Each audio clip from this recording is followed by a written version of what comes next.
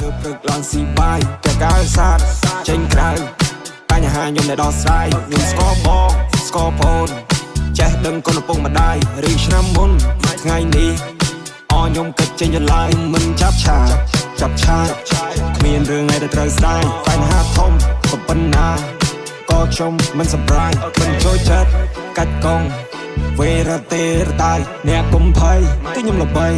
តែបងប្អូនខ្ញុំភ្លេចឡើយរឿងថ្ងៃមុនថ្ងៃនេះក៏ថ្ងៃណាថ្ងៃក៏ថ្ងៃទៅឃើញបញ្ហានៅមុខនេះអត់ទុកឲ្យខ្ញុំ